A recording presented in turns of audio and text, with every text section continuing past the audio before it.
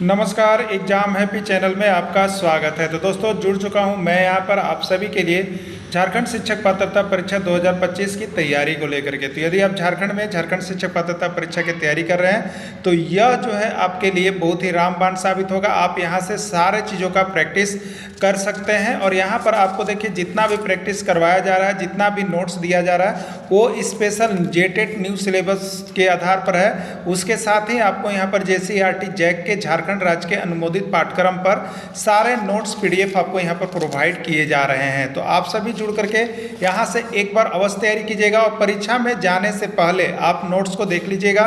2 दिन 4 दिन भी बचा हुआ है तो आप यह अवश्य समझिएगा कि आपके यहाँ पर इस PDF से पूरा के पूरा प्रश्न हूबहू छपने वाला है, क्योंकि JCERT जैक का बना हुआ है। आप बाहर का कोई भी प्रैक्टिस सेट लेके पढ़ रहे हो उसके बावजूद भी यहाँ से नोट्स लेकर के पढ़ना आप नहीं भूलिएगा।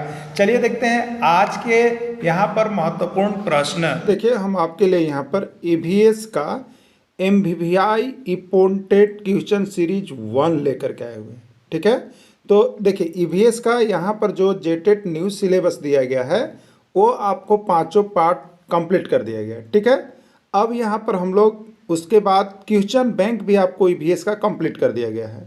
जो लेना चाहते होंगे वो 150 रुपये में EVS का यहाँ पर ले सकते हैं और सारा प्रश्न उसका देख सकते हैं। सिर्फ JCERT जैक के किताब से आपको हमने बना दिया है। ठीक है, अब क्या है तो अब EVS का आपको एक दिन बीच करके या एक दिन कभी भी आपको सप्ताह में EVS चलेगा, जो उसका नाम होगा इम्पोर्टेंट क्वेश्चन सीरीज। ठीक है, यानी परीक्षा में आने वाले प्रश्न, तो इम्पोर्टेंट क्वेश्चन सीरीज चालू कर रहे हैं हम और यह पहला है। ठीक है, तो आप सभी अवश्य जुड़िएगा। चाहे जेटेट का किसी भी चीज़ का तैयारी करना हो, आप हैंड रिटेन नोट्स पढ़ना नहीं भूलिएगा। देखिए बहुत से अभी यहाँ पर चैनल हैं जो आपको सिर्फ यहाँ पे झांसा दे सकते हैं। ठीक है, लेकिन सही मटेरियल आपको मिलना बहुत मुश्किल है। तो आपको झारखंड राज्य के अनुमोदित पाठ्यक्रम से पढ़ना है, न कि आपको JSSC का सिलेबस से पढ़ना है। तो ज़्यादा हाई फाई में आप नहीं जाएंगे, नहीं तो आपको ही परेशानी होगा। ठीक है, तो सोच समझ के आप यहाँ पर JCERT किताब झारखंड राज्य का पढ़िएगा। कम पढ़ के ज़्यादा अंक उठाने का सबसे अच्छा यही स्रोत है। ठीक है, तो चलिए पहला प्रश्न है, PC कल्चर का संबंध किससे है? मत्स्य पालन, कृषि कार्य, अंगूर उत्पादन या कोई नहीं। ठीक है, देखिए PC कल्चर अभी हमने इसको कृषि पाठ में आपको दिखाया था भूगोल में। ठीक है, कृषि पाठ भूगोल पढ़ना है, लेकिन पहले जो यहाँ पर आए हुए प्रश्न है उसमें ये प्रश्न EVS में आपको UP टेट में पूछा हुआ है।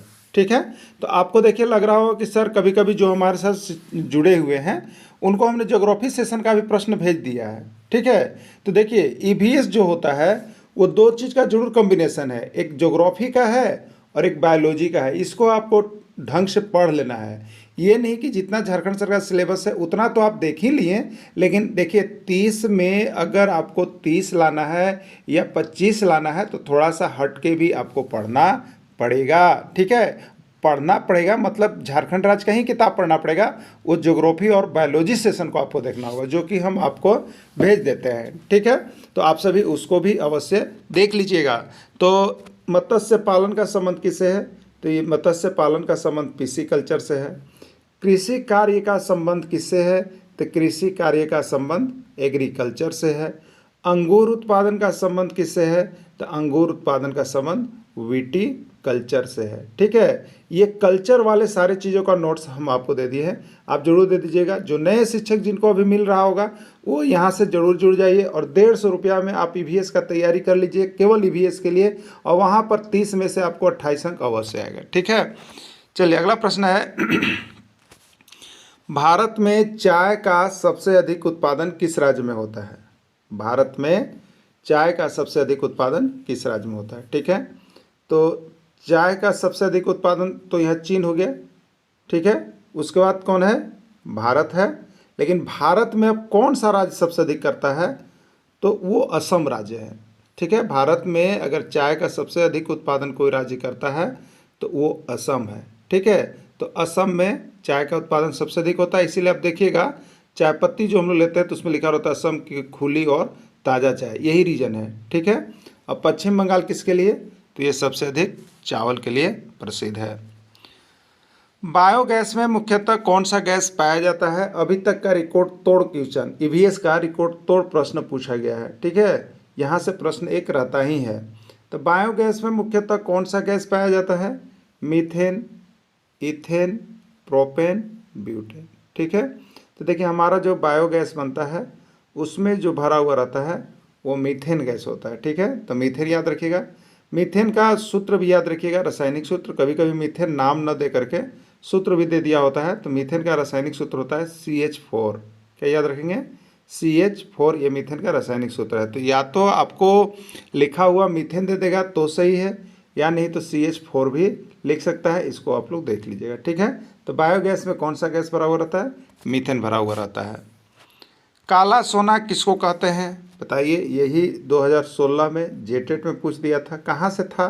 तो लोगों ने यहाँ पे सब कोई कोयला मार के आ गया। ठीक है, लेकिन ये आपको देखिएगा ज्योग्राफी के किताब में ही दिया हुआ है ना। और अभी जैक ने 2 आकलन परीक्षा ली, आप देखिएगा तो हूबहू किताब से छाप दिया प्रश्न।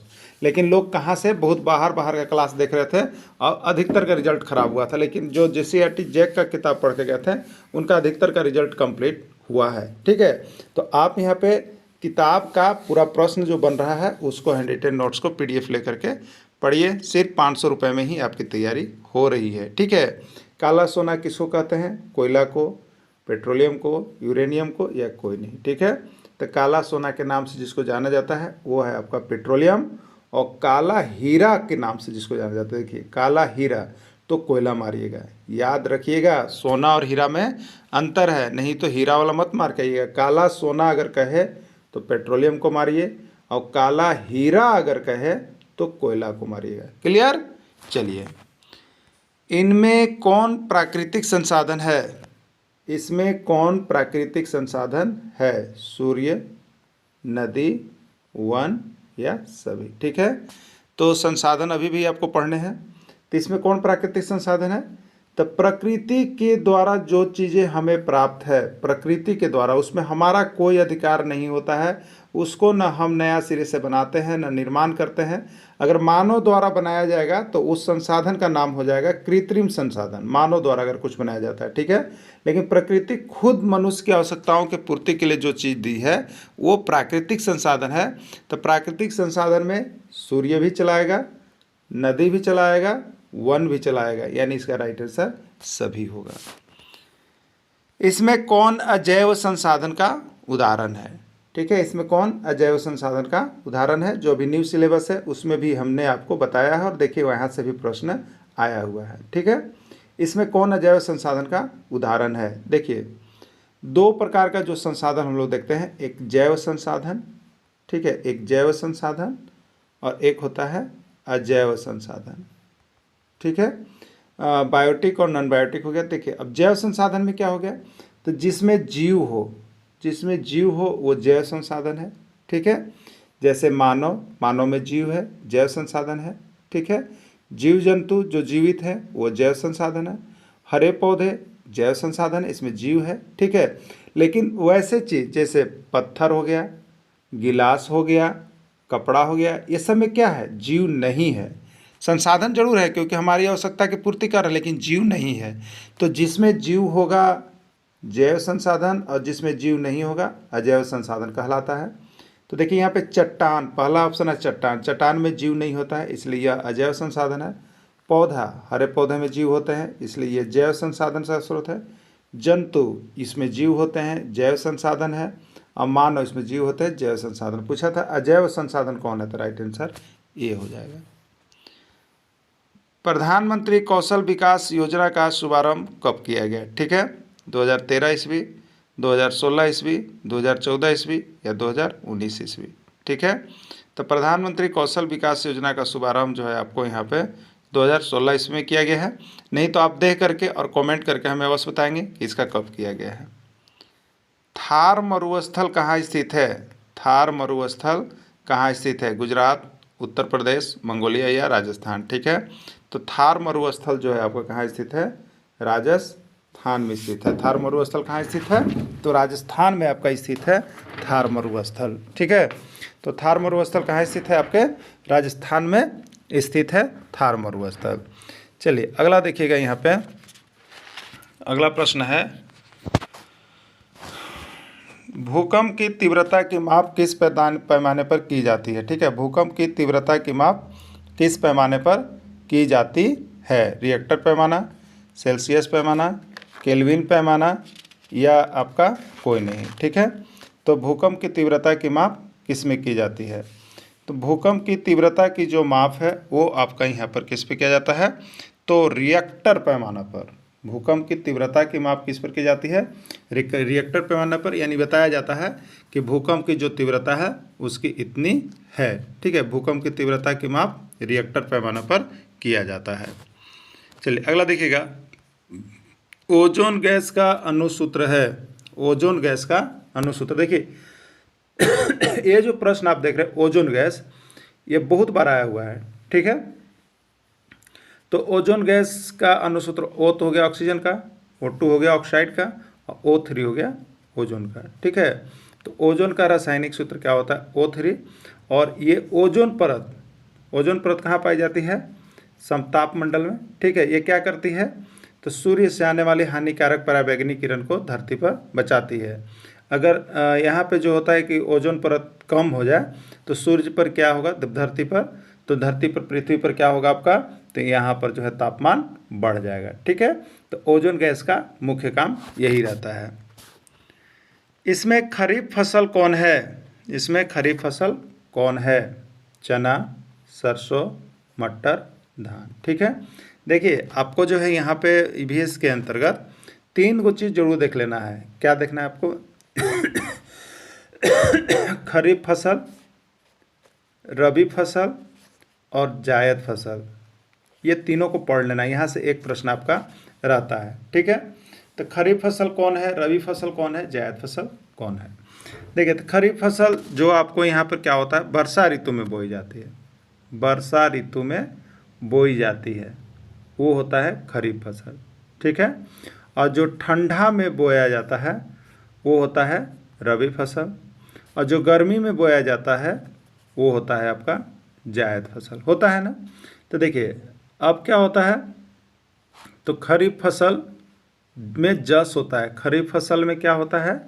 जस होता है, मतलब जून जुलाई में बोया जाता है और सितंबर अक्टूबर में काट लिया जाता है खरीफ फसल। ठीक है, तो खरीफ फसल में क्या होता है? तो खरीफ फसल में यहाँ पर जो होता है आपको बरसात के दिनों में जो बोया जाता है, तो बरसात के दिनों में यहाँ पे क्या क्या होता है? तो इसका एक ट्रिक है, याद रखिएगा। ध और बागमती के 3 मूंगफली खा। ये खरीफ फसल आप इससे याद कर लीजिएगा। खरीफ फसल कौन कौन होता है? तो ध से देखिएगा धान, ये खरीफ फसल है। ध से देखिएगा धान, ये खरीफ फसल है और वर्षा ऋतु में बोई जाती है। अरहर जिसको हम लोग रहर का दाल कहते हैं, ये अरहर, ये भी खरीफ फसल है। फिर देखिएगा बा से देखिएगा बाजरा ना, ग से देखिएगा गन्ना, म से देखिएगा मक्का। ठीक है, और उसके बाद देखिएगा के यहाँ पर 3 है, ये 3, तो 3 से उड़द ऐसे लिखाता है, उड़द। अब मूंगफली से मूंगफली। ठीक है, तो ये सब जो है खरीफ फसल है, इसको आप ऐसे याद कर सकते हैं। ठीक है, देख लीजिएगा। तो खरीफ फसल एक आपको आता है, तो इसमें राइट आंसर कौन हो जाता है? खरीफ फसल कौन है? इसमें खरीफ फसल कौन है? तो आपका हो जाएगा इसका राइट आंसर धान हो जाएगा। ठीक है, चना रबी फसल है, मटर रबी फसल है, सरसों रबी फसल है। खरबूजा किस प्रकार के फसल का उदाहरण है? जो आप खरबूजा देखते हैं किस फसल का उदाहरण है? खरीफ फसल, रबी फसल, जायद फसल, कोई नहीं। बताइए खरबूजा कब आता है? अगर बरसात के दिन में आता होगा, मास लेवल पर जो एक सीजन माना जाता है, तो खरीफ फसल होगा। तो खरबूजा तो बरसात में आता नहीं है। रबी फसल ठंडी में भी नहीं है। इसका सबसे जो माना जाता है वो देखिएगा मार्च अप्रैल से शुरू होता है, तो गर्मी में शुरू होता है, इसलिए ये जायद फसल में जाएगा। खरबूजा किस में जाएगा? जायद फसल में चला जाएगा। नदी का जल सर्वाधिक प्रदूषित होता है। जो हमारा नदी है उसका जल कैसे सबसे अधिक प्रदूषित होता है, ये प्रश्न पूछा जा रहा है। ठीक है, नदी का जल सबसे अधिक प्रदूषित कैसे होता है? मिट्टी में कीटनाशक के प्रयोग से, पर्वतीय जल से, बर्फ पिघलने वाले जल से, कोई नहीं। कैसे होता है? ठीक है, तो देखिए नदी का जल तो पर्वतीय जल से प्रदूषित नहीं होता है, पर्वतीय जल तो शुद्ध जल होते हैं, ये अच्छे माने जाते हैं। बर्फ पिघलने वाले जल से, तो इससे भी नदी का जल प्रदूषित नहीं होता है, ठीक है, ये तो जल को शुद्ध करते हैं।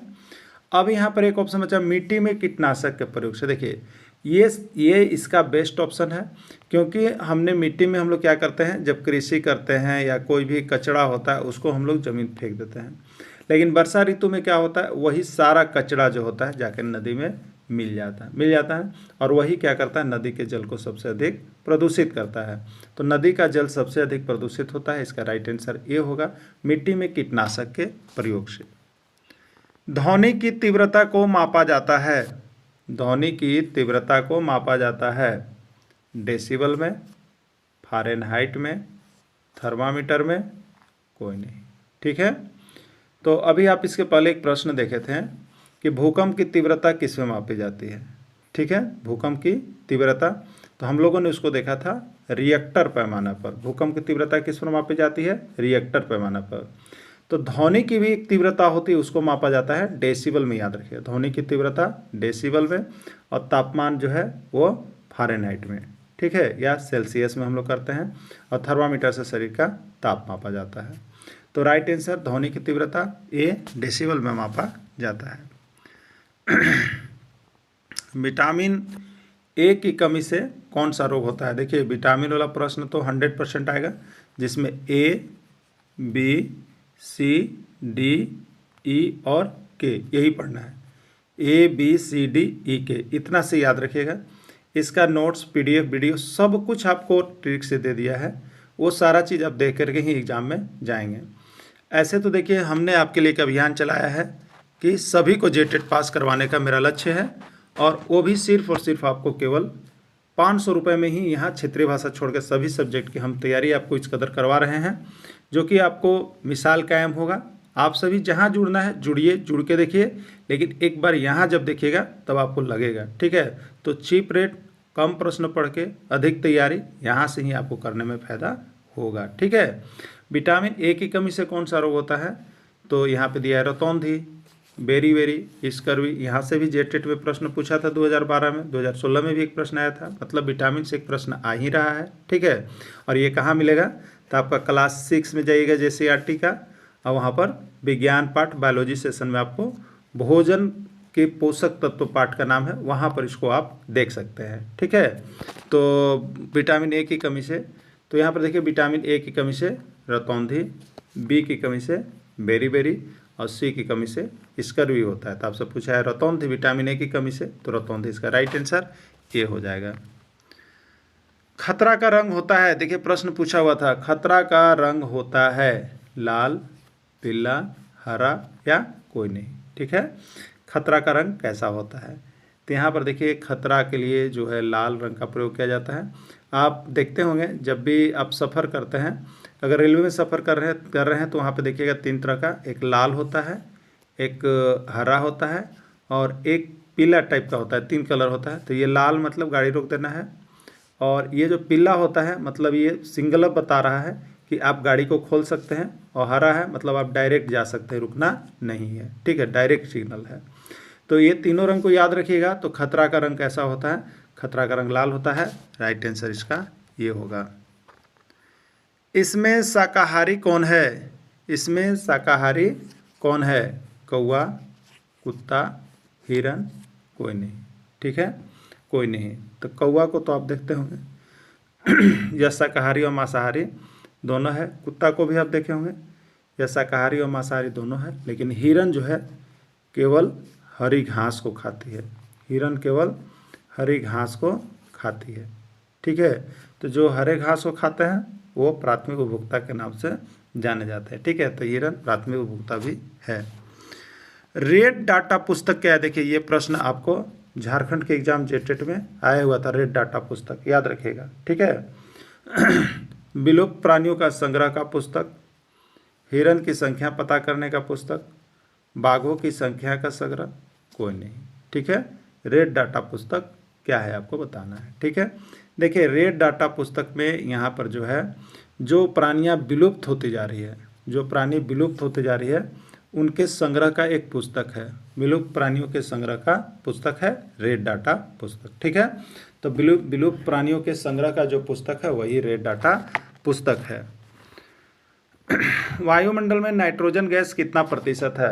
वायुमंडल में नाइट्रोजन गैस कितना प्रतिशत है आपको बताना है। ठीक है, तो देखिए हमारे वायुमंडल में जो है, वायुमंडल क्या है बताइए? तो वायुमंडल गैसों का मिश्रण है। ये हम लोगों ने वायुमंडल को पढ़ा है। वायुमंडल पाठ अभी जेटेट न्यू सिलेबस में आपको दिया भी गया है। तो वायुमंडल क्या है? गैसों का मिश्रण है, व्याप्त गैसों का, विभिन्न गैसें उसमें मिली हुई रहती है। ठीक है, तो इसका चार्ट से हमने आपको बताया है, उसमें जो आप यहाँ पे जो जुड़े लोग हैं उनको पूरा PDF वायुमंडल का पार्ट कंप्लीट करवा दिया गया है। तो वहाँ से तो प्रश्न रहेगा ही, 2 प्रश्न 3 प्रश्न, तो वह आप सभी को देख लीजिएगा। जो नहीं जुड़े हैं वो जुड़िएगा। ठीक है, तो देखिए वायुमंडल का जब गैसों का हम एक चार्ट बनाते हैं ना, तो इस तरह से आप देखिएगा होता है। ये नाइट्रोजन का हो जाता है, सबसे अधिक कौन सा चीज़ है? नाइट्रोजन ना। और फिर देखिएगा इतना भाग जो होगा ये ऑक्सीजन, O लिख रहा है ऑक्सीजन। तो नाइट्रोजन जो है आपका है 78%। नाइट्रोजन कितना है? 78%। ठीक है, और ऑक्सीजन कितना है? 21%। तो 78 और 21 कितना हो गया बताइए? 99 हो गया, बच्चा 1%। तो 1% में अन्य सभी गैसें आती है। ठीक है, तो ये भी पूछता है कि वायुमंडल में नाइट्रोजन गैस का प्रतिशत पूछ दिया। ठीक है, प्रतिशत पूछ दिया। अब आपसे पूछ देगा कि वायुमंडल में कौन सी गैस सर्वाधिक मात्रा में पाई जाती है, तो भी नाइट्रोजन हो गया। अब वायुमंडल में प्रथम स्थान पर कौन सा गैस है, तो वो भी नाइट्रोजन हो गया। तो ये सारा प्रश्न इस तरह से आपको, ये जो गैस का प्रतिशत है यहाँ से रहता ही है। ठीक है, 100% आपको रहेगा भी। तो अब देखिए यहाँ पे गैसों का प्रतिशत जो है हमको देख लेना है। क्लियर? तो वायुमंडल में नाइट्रोजन गैस कितना प्रतिशत है? तो 78% है। ठीक है, 78% है, 78% है। इसमें दलहनी फसल कौन सी है? इसमें दलहनी फसल कौन सी है? ठीक है, दलहनी फसल कौन सी है? अरहर, चना, मूंग सभी। दलहनी फसल का मतलब होता है दाल वाली फसल। दाल वाली फसल, जिसकी दाल बनती है तो वो सभी दलहनी फसल में चला जाता है। अरहर का भी दाल होता है जिसको हम लोग रहर कहते हैं, ये भी दलहनी फसल है। चना का भी दाल होता है, ये भी दलहनी फसल है। मूंग का भी दाल होता है, ये भी दलहनी फसल है। यानी राइट आंसर इसका सभी हो जाएगा। क्लियर? तो इसमें दलहनी फसल कौन सी है? तो इसमें दलहनी फसल सभी है, राइट आंसर डी हो जाएगा। तो देखिए यहाँ पे आपको जेटेट न्यू सिलेबस के आधार पर पढ़ाई शुरू करवा दिया गया है, जिसमें EVS का नोट्स जो आपको सिलेबस दिया गया है वो पूर्ण रूप से कंप्लीट है, 150 में ले सकते हैं। मैथ की क्लास से शुरू है, आप यहाँ से जुड़ करके तैयारी कर सकते हैं। ठीक है, तो आपको यहाँ पे जुड़ना है, और चाहे वो विज्ञान शिक्षक हो, चाहे भाषा शिक्षक हो, चाहे सामाजिक विज्ञान, सभी की तैयारी हम आपको यहाँ पर झारखंड राज्य के अनुमोदित पाठ्यक्रम से हैंड रिटन नोट्स के माध्यम से आपको डेली तैयारी करवाते हैं। इसलिए आप सभी यहाँ अवश्य जुड़िएगा, सिर्फ और सिर्फ 500 रुपये में। धन्यवाद।